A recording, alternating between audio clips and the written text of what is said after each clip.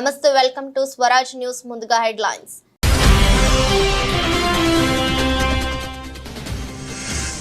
Paris Paralympics పతక విజేతలతో ప్రధాని మోదీ భేటీ. Javelin thrower Navdeep Singh ను కలిసిన సమయంలో ఆసక్తికర సన్నివేశం.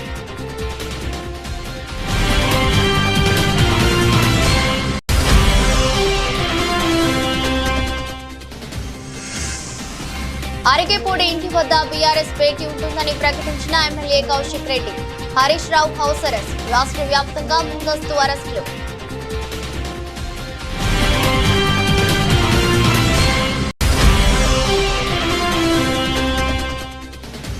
రాహుల్ గాంధీ దేశాన్ని వదిలి వెళ్లిపోవాలని కేంద్ర సహాయ మంత్రి బండి సంజయ్ డిమాండ్. రాహుల్ గాంధీ మాట్లాడే మాటలను సంఘ విద్రోహ శక్తులు సమర్థిస్తుంటాయన్న బీజేపీ నేత.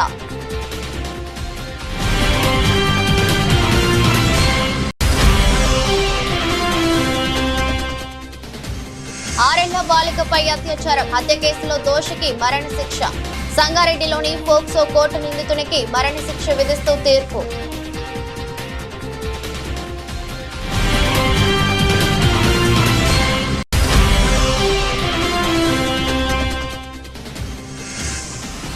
అనంతపురంలో ఇషాన్ కిషన్ తులీప్ ట్రోఫీలో సర్ప్రైజ్ ఎంట్రీ.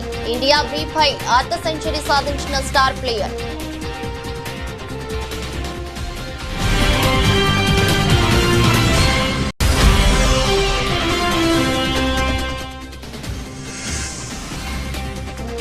నష్టాల్లో మొదలైన దేశీయ స్టాక్ మార్కెట్లు. ఎఫ్ఎంసీజీ, ఎనర్జీ షేర్లలో నష్టాలతో మార్కెట్ల పతనం.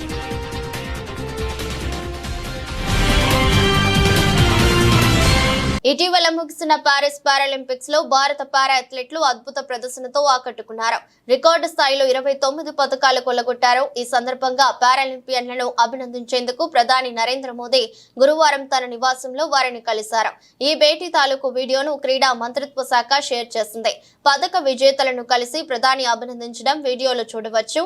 ఈ ప్రత్యేక కార్యక్రమంలో క్రీడా శాఖ మంత్రి Mansukh Mandaviya, Paralympic committee of India head Devendra Jhajharia కూడా పాల్గొన్నారు. ఈ సందర్భంగా ఓ ఆసక్తికర సన్నివేశం చోటు చేసుకుంది. Star javelin thrower Navdeep Singh Paris games లో F41 కేటగిరీలో బంగారు పతకం సాధించిన విషయం తెలిసిందే. అతనితో కలిసినప్పుడు ప్రధాని మోదీ నేల మీద కూర్చొని మరీ తలపై టోపీ పెట్టించుకున్నారు. ఈ ఆసక్తికర సందర్భానికి సంబంధించిన వీడియోను ప్రధాని ఇన్స్టాగ్రామ్ లో పోస్ట్ చేశారు. తాను తెచ్చిన ట్రోఫీని ప్రధాని తలపై పెట్టాలన్న తన అభిలాషను నవదీప్ మోదీ వద్ద వ్యక్తపరిచారు. ఇక హైట్ తక్కువగా ఉండే నవదీప్ కోరికను తీర్చడానికి ప్రధాని నేల మీద కూర్చున్నారు. ఆ సమయంలో ఇద్దరు సరదాగా సంభాషించుకోవడం జరిగింది. ఇప్పుడు మీరు మరింత పొడుగయ్యారు అంటూ నవదీప్ తో సరదాగా ప్రధాని చెప్పడం వీడియోలో ఉంది. ఇప్పుడు ఈ వీడియో సామాజిక మాధ్యమాల్లో వైరల్ అవుతుంది. सर मेरा नाम नवदीप है सर। मैं इस बार जिनकी रील सबसे ज्यादा पॉपुलर हुई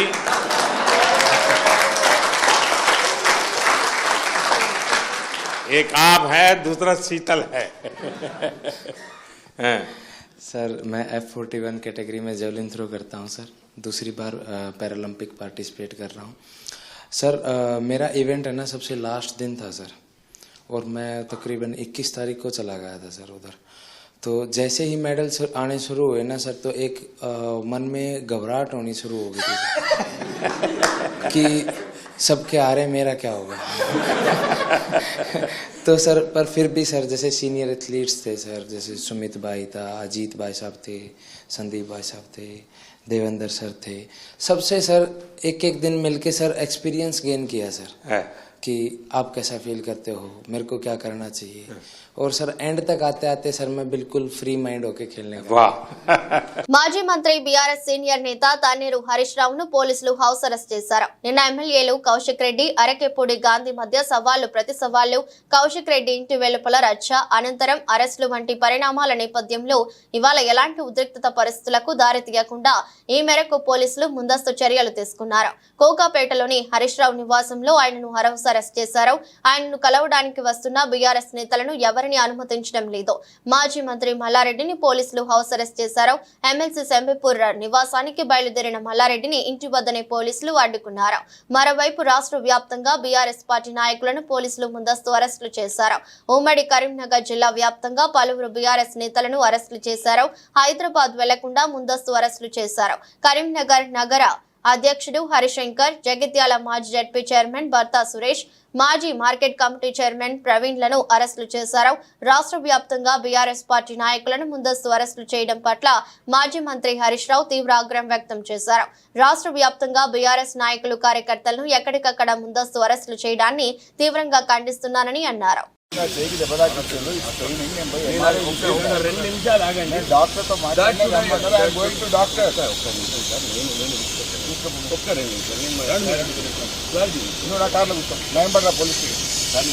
మీరు కావాలని నేను తీసుకెళ్తా నేను తీసుకుపోయేదాకా మీరు పోలేరు. నేను అరెస్ట్ చేసినా అని చెప్పానంటే హౌస్ అరెస్ట్ అని చెప్తున్నాను కదా, మీకు ఎందుకు ఇబ్బంది? తీసుకెళ్తాను సార్, నేను తీసుకెళ్తాను. కాంగ్రెస్ పార్టీ అగ్రనాయకుడు రాహుల్ గాంధీ దేశాన్ని వదిలి వెళ్లిపోవాలని కేంద్ర సహాయ మంత్రి బండి సంజయ్ డిమాండ్ చేశారు. కాంగ్రెస్ ఇటాలియన్ పార్టీ అని ఆరోపించారు. బండి సంజయ్ నేడు హైదరాబాద్ లోని రామ్ గోపాల్ పేటలో సభ్యత్వ నమోదు కార్యక్రమంలో పాల్గొన్నారు. ఈ సందర్భంగా ఆయన మాట్లాడుతూ రాహుల్ గాంధీ చేసిన వ్యాఖ్యల నుంచి దృష్టి మళ్లించేందుకే బీఆర్ఎస్, కాంగ్రెస్ ఎమ్మెల్యేలు కొత్త నాటకానికి తెరలేపారని, రాహుల్ గాంధీ మాట్లాడే మాటలను దేశద్రోహ, సంఘ విద్రోహ శక్తులు సమర్థిస్తుంటాయని, ఇలా సమర్థించడం వెనుక అంతర్యం ఏమిటో చెప్పాలని నిలదీశారు. ఉగ్రవాద సంస్థలకు రాహుల్ గాంధీకి ఏమైనా సంబంధాలు ఉన్నాయా అని ప్రశ్నించారు. హెడ్లైన్: వాళ్ళు ఎవరైతే దేశాన్ని చీల్చాలనుకున్నారో, దేశాన్ని సర్వనాశనం చేయాలనుకున్నారో వాళ్ళతో చేతులు కలిపే ప్రయత్నం రాహుల్ గాంధీ చేస్తున్నాడు. ఇవాళ మీరు చూడండి, మాకు ప్రత్యేక దేశం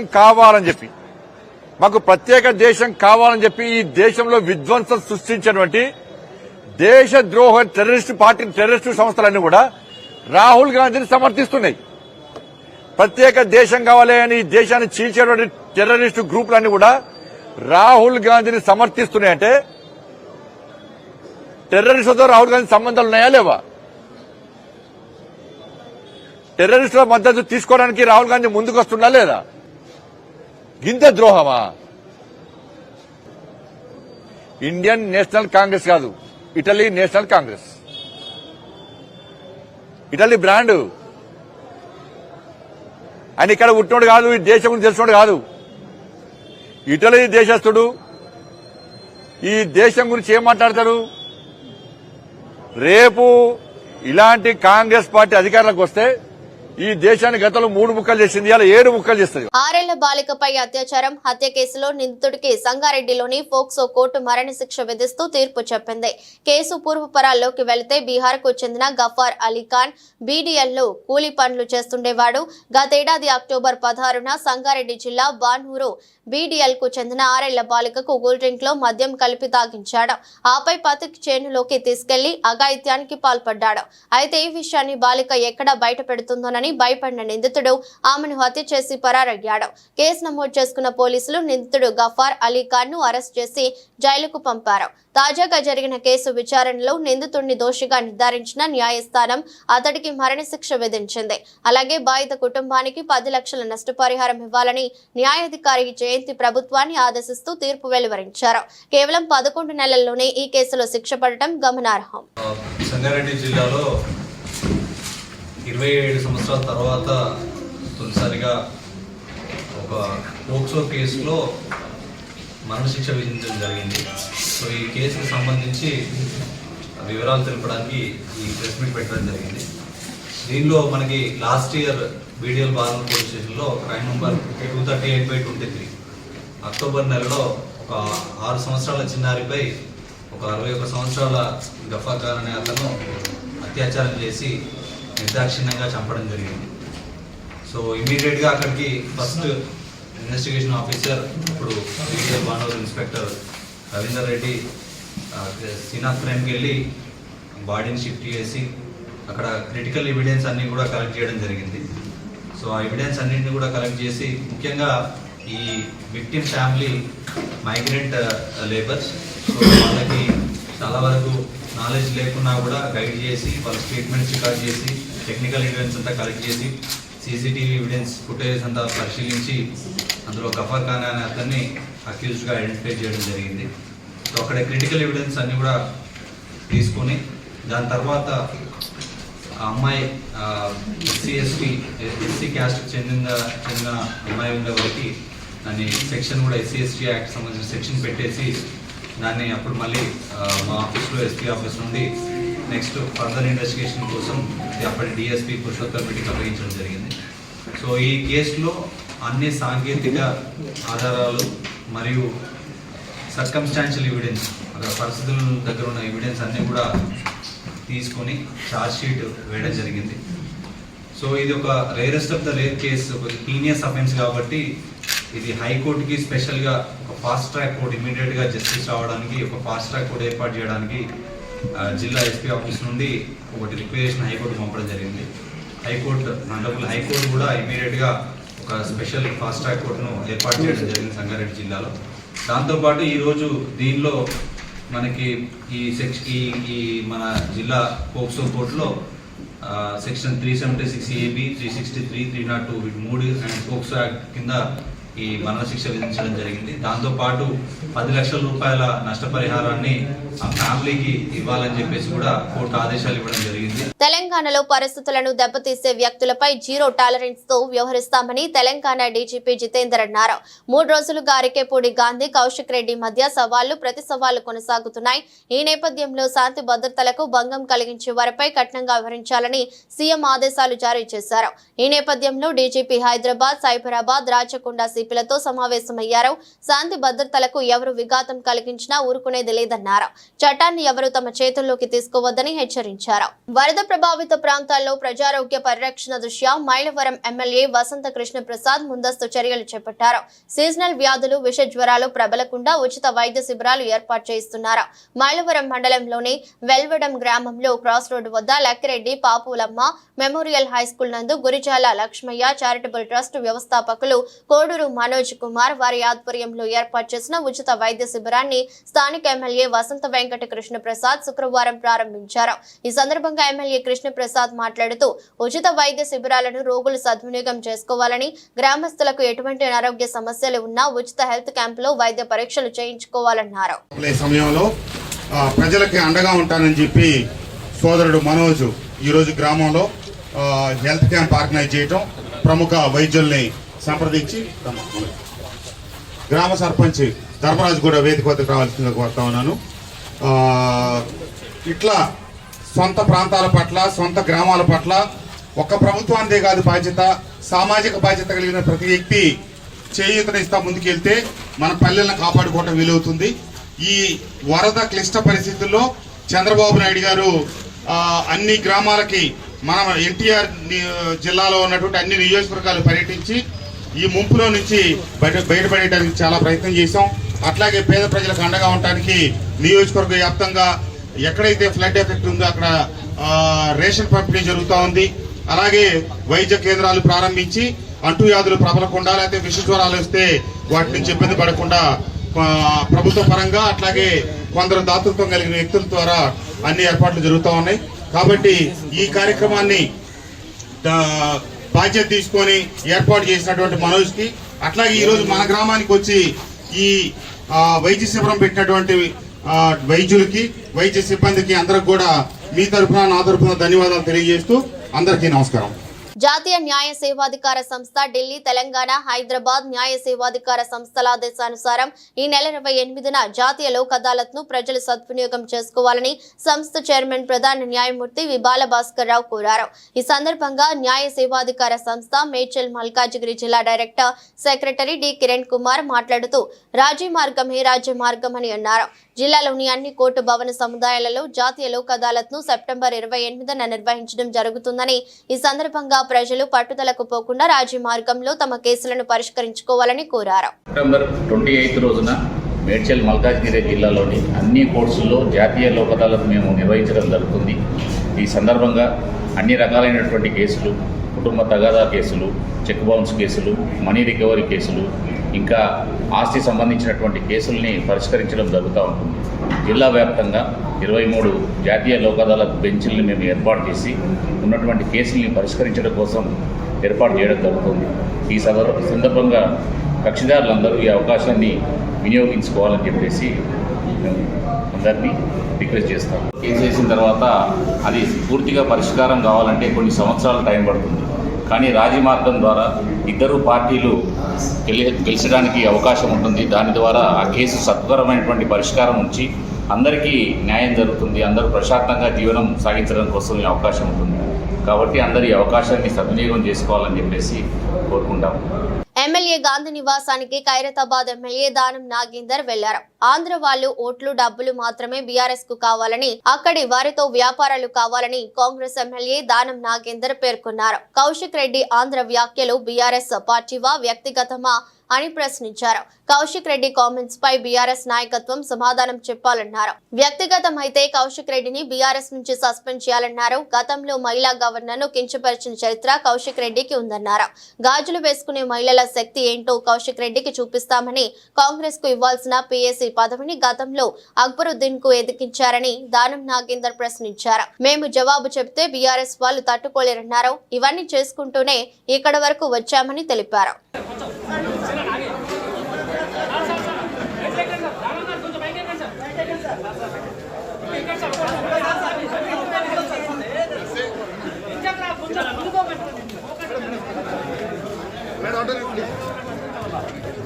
గత 2 రోజులుగా Serilingampally MLA Arekapudi Gandhi, BRS MLA Padi Kaushik Reddy మధ్య జెండా జగడం జరుగుతోంది. పార్టీ ఫిరాయింపుల అంశంపై ఇద్దరి మధ్య మాటల యుద్ధం కొనసాగుతుంది. దీంతో గాంధీ నివాసం వద్ద పెద్ద ఎత్తున పోలీసులను మోహరించారు. కౌశిక్ రెడ్డి నివాసం వద్ద కూడా పోలీసులు మోహరించారు. ఈ నేపథ్యంలో ఎమ్మెల్సీ సెంపిపూర్ రాజు ఇంటి వద్ద 144 సెక్షన్ అమల్లో ఉందని డీసీపీ కోటిరెడ్డి మీడియా సమావేశంలో తెలిపారు. మేడ్చల్ డీసీపీ పరిధిలో ఎమ్మెల్సీ షబీపూర్ రాజ్ ఇంటి దగ్గర ఈరోజు బందోబస్తు ఏర్పాటు చేయడం జరిగింది. నిన్న జరిగినటువంటి పరిస్థితుల దృష్ట్యా ఇక్కడ 144 సెక్షన్ విధించడం జరిగింది. ఎలాంటి అవాంఛనీయ సంఘటనలు జరగకుండా వాటిల్లో ఉద్దేశంతో ఇక్కడ షబీపూర్ రాజు ఇంటి దగ్గర అతన్ని అవగాహన చేయడం జరిగింది. మార్నింగ్ నుంచి ఇక్కడ బందోబస్తు పెట్టుకోవడం, ఈ ఏరియాకి ఎవరిని అంటే ఆల్రెడీ వాళ్ళు పార్టీ పిలుపు మేరకు అందరూ కూడా ఇక్కడ గ్యాదర్ కావాలి అని పిలిపించినటువంటి మేరకు ఉదయం నుంచి ఇక్కడ బందోబస్తు ఏర్పాటు చేసి ఎవరిని ఇక్కడికి రానికుండా, ఎలాంటి పర్మిషన్ లేవు కాబట్టి ఎలాంటి పర్మిషన్స్ లేవు. ఒక పక్క గణేష్ నవరాత్రులు జరుగుతున్నాయి, ఎలాంటి శాంతి భద్రతలు విఘాతం కలగొద్దన్న ఉద్దేశంతో ముందస్తు చర్యలో భాగంగా ఇక్కడ అబ్జర్వ్ చేయడము.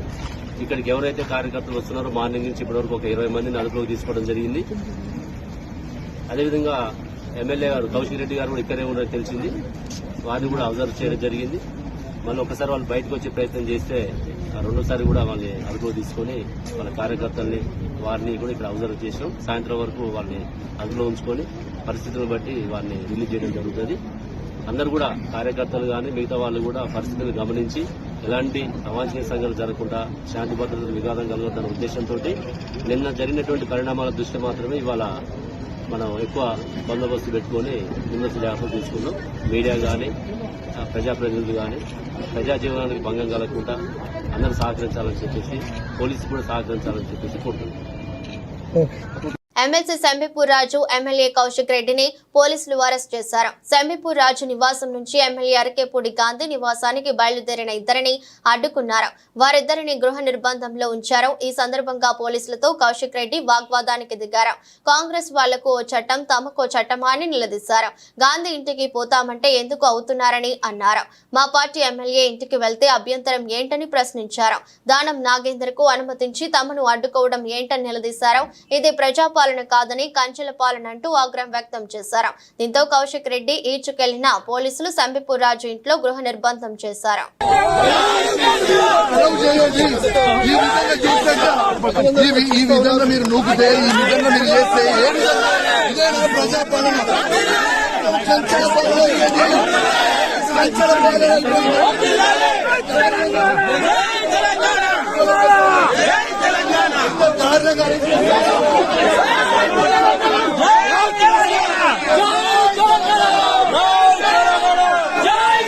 పల్నాడు జిల్లా గురజాల నియోజకవర్గ social media convener Rajasekhar Reddy, Piduguralla social media convener Mabu నిన్న బ్రాహ్మణపల్లి వెళ్లారని ఈ సమాచారం తెలుసుకున్న టీడీపీ నాయకులు మాబు ఇంటిని చుట్టుముట్టి దాడి చేయడానికి ప్రయత్నించారని మాజీ ఎమ్మెల్యే కాసు మహేష్ రెడ్డి తెలిపారు. ఈ ఘటనపై వెంటనే ఎస్పీకి సమాచారం ఇవ్వడంతో ఆయన బ్రాహ్మణపల్లికి సిఐని పంపారని తెలిపారు. అయితే Piduguralla CI YSR Congress party social media నాయకులు రాజశేఖర్ రెడ్డి మాబులను జీపు ఎక్కించుకుని గురజాల తీసుకువెళ్లారు. వారిని ఇష్టం వచ్చినట్లు కొట్టి చిత్రహింసలకు గురి చేశారని అన్నారు. సోషల్ మీడియా నాయకుల పైన ఎస్సీ ఎస్టీ కేసులు నమోదు చేశారని పేర్కొన్నారు.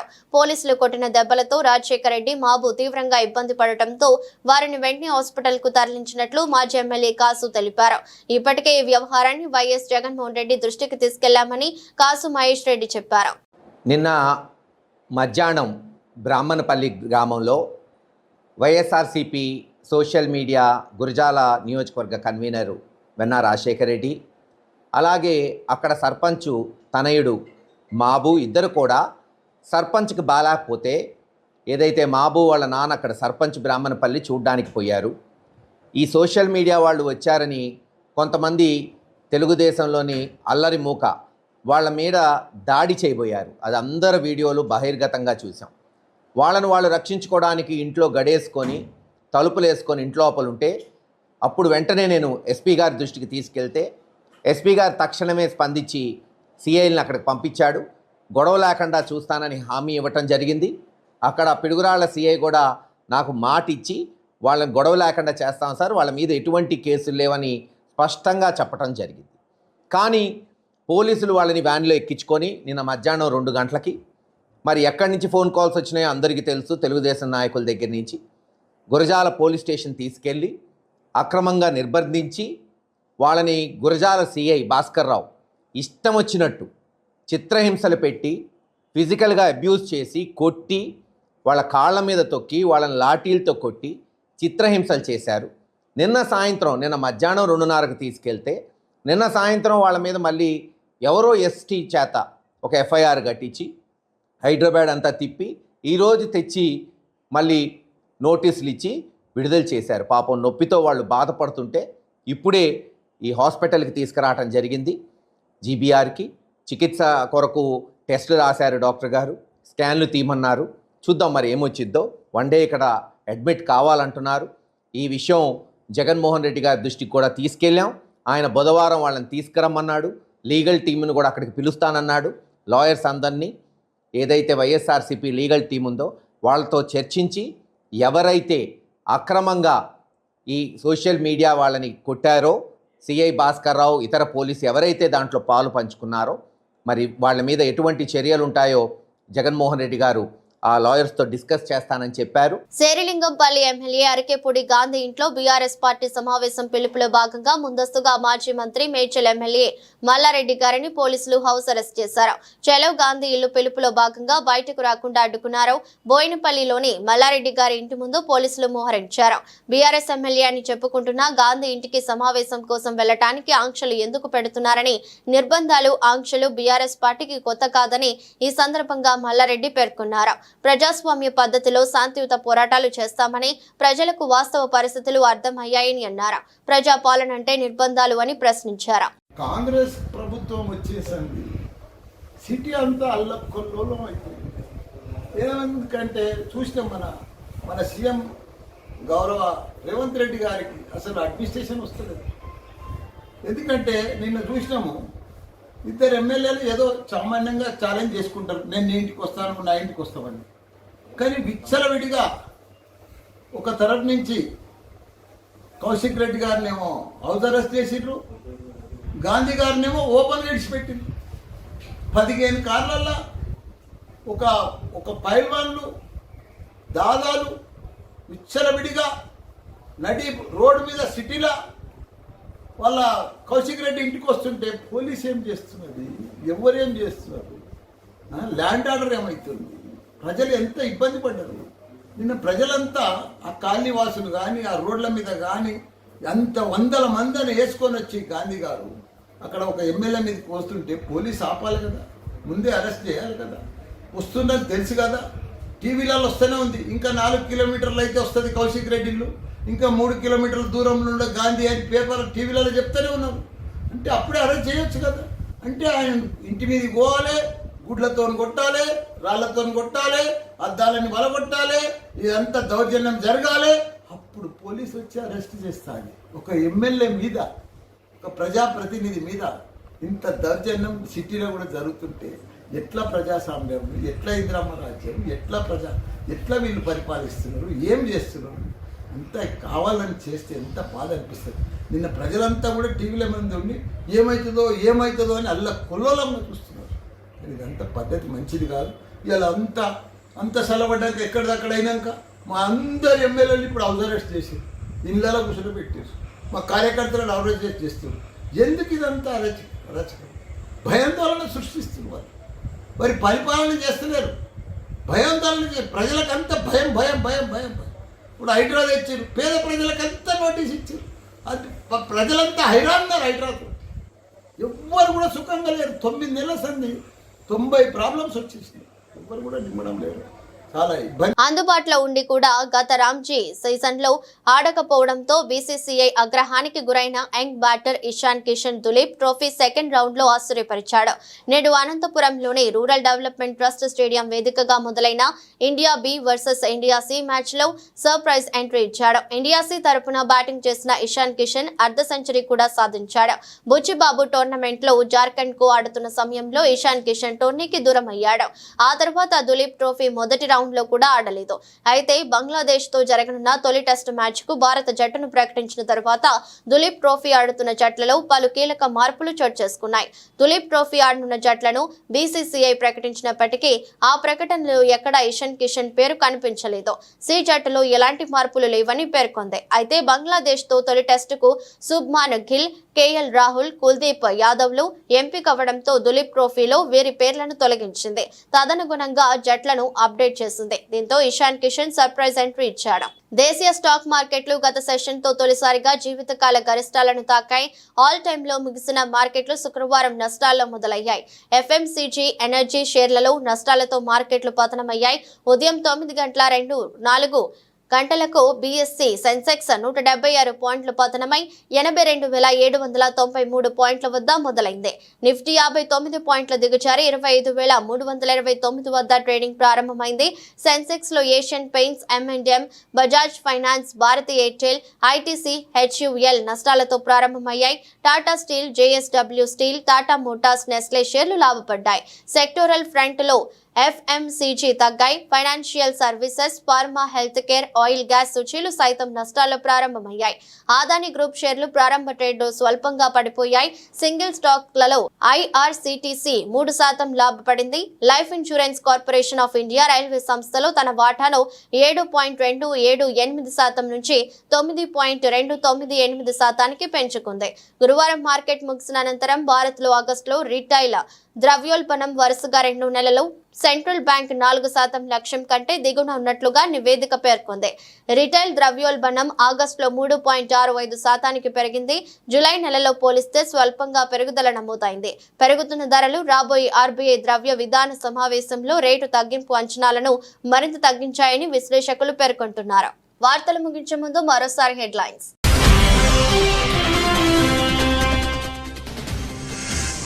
ప్యారిస్ పారాలింపిక్స్ పతక విజేతలతో ప్రధాని మోదీ భేటీ. జూవెలిన్ థ్రోయర్ నవదీప్ సింగ్ ను కలిసిన సమయంలో ఆసక్తికర సన్నివేశం.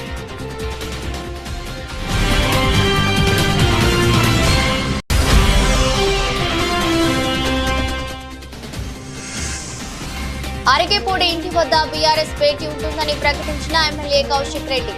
Harish Rao house arrest. రాష్ట్ర వ్యాప్తంగా ముందస్తు అరెస్టులు.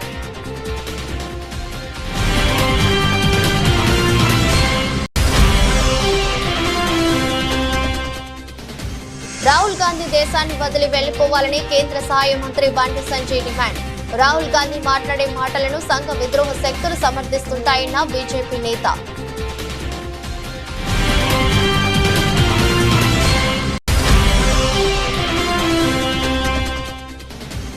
ఆరేళ్ల బాలికపై అత్యాచారం, హత్య కేసులో దోషికి మరణశిక్ష. సంగారెడ్డిలోని పోక్సో కోర్టు నిందితునికి మరణశిక్ష విధిస్తూ తీర్పు.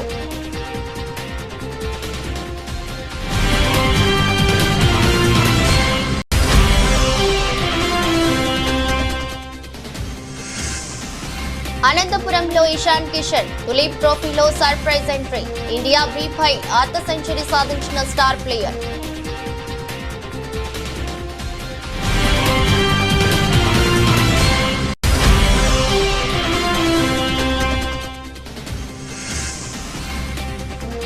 నష్టాల్లో మొదలైన దేశీయ స్టాక్ మార్కెట్లు. FMCG, ఎనర్జీ షేర్లలో నష్టాలతో మార్కెట్ల పతనం.